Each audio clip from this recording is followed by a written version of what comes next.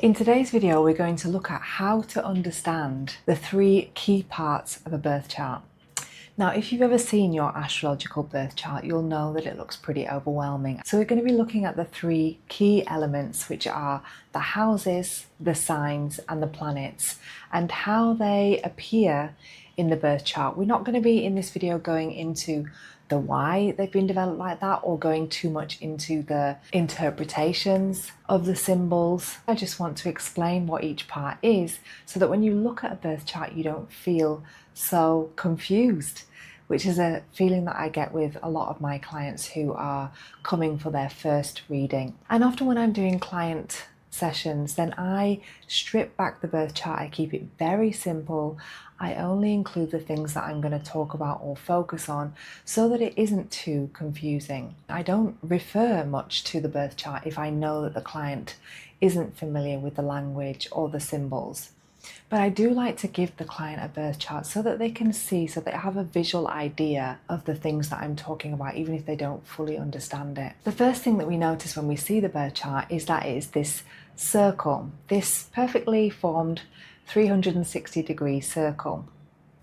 And you'll notice that it's cut up into what looks like pieces of a pie. These 12 pieces of pie are each 30 degrees, and they represent the houses in the birth chart. Now, depending which house system your astrologer uses, the sizes of these pieces of pie might be different. For this explanation, we're just going to be looking at equal sizes of the pie.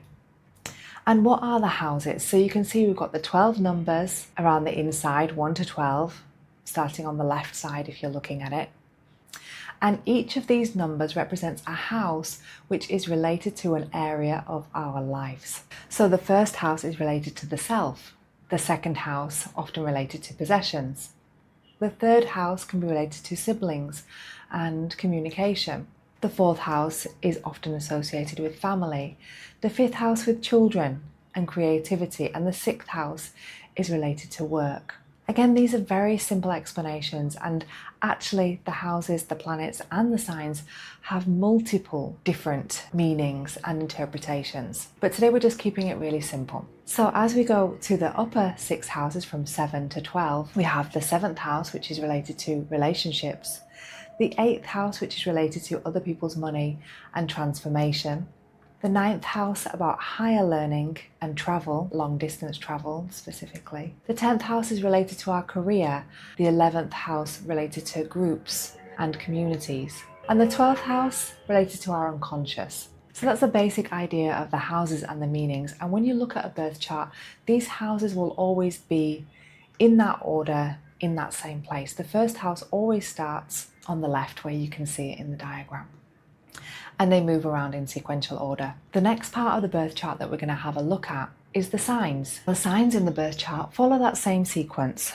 from the first going downwards anti-clockwise and then going upwards back round to the 12th and then to the first again. So it has this anti-clockwise movement, if you like. The signs do have some resonance in their interpretations with the houses, but as we'll see as we move along, there is some clear differences as well. Okay, so in this diagram we can see the symbols. You're not expected as a client to understand what these symbols mean. I'm showing you just so that you have a bit of an idea. In the first house we have Aries, a sign considered direct and brave. In the next house we have Taurus, considered more grounded and stable. And in the third house, Gemini, associated with communication, associated with curiosity.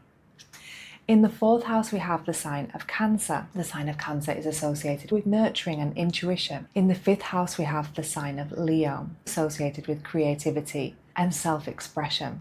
In the sixth house, we have Virgo, connected with being practical, being detailed. In the seventh house, we have Libra, considered the sign that is sociable, polite. In the 8th house we have Scorpio, again connected to that idea of transformation, investigation. In the 9th house we have Sagittarius, connected with optimism and expansion. In the 10th house we have Capricorn, a sign associated with responsibility and ambition. In the 11th house we have Aquarius, associated with innovation and a bit more rebellious. And in the 12th house we have Pisces, associated with compassion and service. The difference with the signs is that they can actually move around the wheel. Although they always stay in the same order, Aries, Taurus, Gemini, Cancer, so on, they always stay in that same order, but they can actually rotate and be in different areas of the chart. And all of this depends on the time of your birth.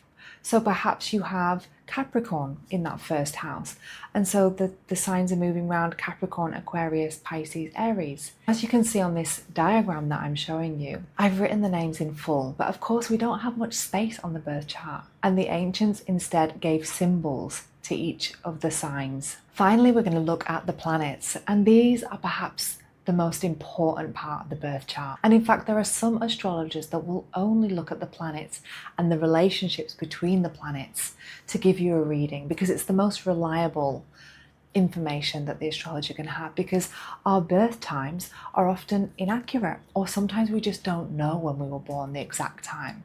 And when we can see the relationship between the planets, we can understand whether they are harmonious, whether they are more challenging aspects that we are being asked to work with, to grow from. And so let's have a little look at the symbols of the planets and what each of them means. The sun and the moon are considered planetary bodies when we're looking at the birth chart. And actually there are lots of different planetary bodies that astrologers can look at. Hundreds, in fact, of planetoids and asteroids that some astrologers will consider. But here we're just looking at the 9 major planetary bodies that we'll use in an astrological chart.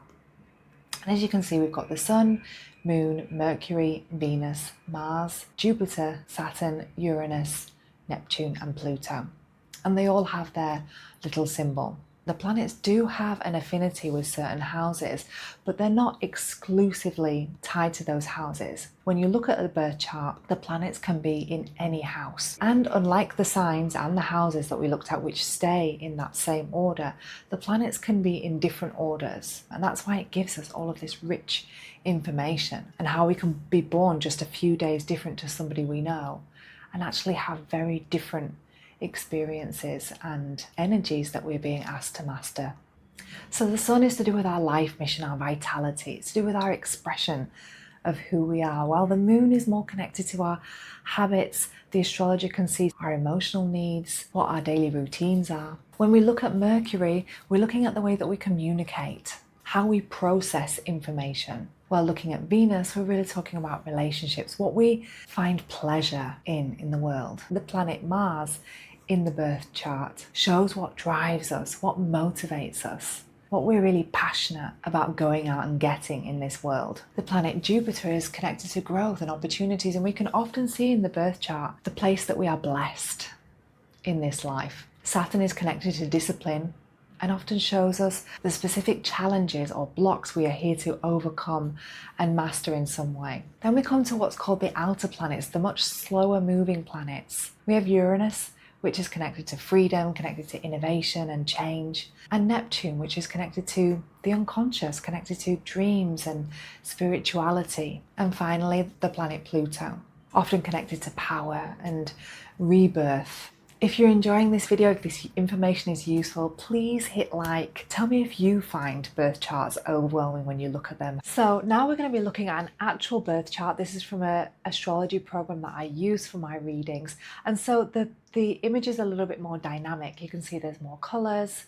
You can see here that we're using the symbols for the planetary bodies, for the signs around the outside. And we have the house numbers on the inside, like we saw on the original diagram. So these are all of the things that we talked about before.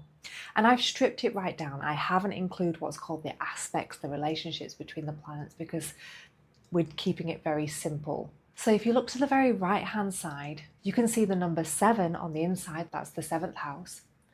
And the planet Mars, that's the symbol for the planet Mars. Now, Mars is the planet of our drive. It's what we're passionate about. And so if it's in the 7th house, this would refer to being very passionate, very driven towards relationships, is the most simple interpretation. And this can be romantic relationships, it can be business partnerships, it can be very close friends. And it's in the sign of Capricorn. You can see the sign just off to the right, that symbol there is the sign of Capricorn. And so this might be a person who is very driven, who is very passionate about having relationships, having a reputation for those relationships, good or bad, hopefully good. So you can see just by understanding simple symbols and putting them together, we can create this very simple interpretation, and that's the basis of astrology. In this second example, you can see that the signs have moved round a bit, and we're looking at the fourth house. The fourth house is associated with family, it's associated with the home, and we're looking at the planet Mercury. The planet Mercury is connected to communication, the way that we speak, the way that we think, and it's in the sign of Gemini. Those two pillars are the symbol for Gemini. And so we might say that this person is quite a sociable person at home. Maybe they're the one that round the dinner table is always asking questions. Maybe they are a person who really enjoys going to family events. So you can see that that energy of being sociable, of being talkative, which we associate sometimes with Gemini, and is also connected to the planet Mercury, is more expressed in the fourth house within the family unit. So I hope that's been helpful. I really just today wanted to go through the basic parts so that the next time that you see a birth chart, you'll understand a little bit more. It's going to be a little bit clearer. I hope you enjoyed the video today. Thank you for watching.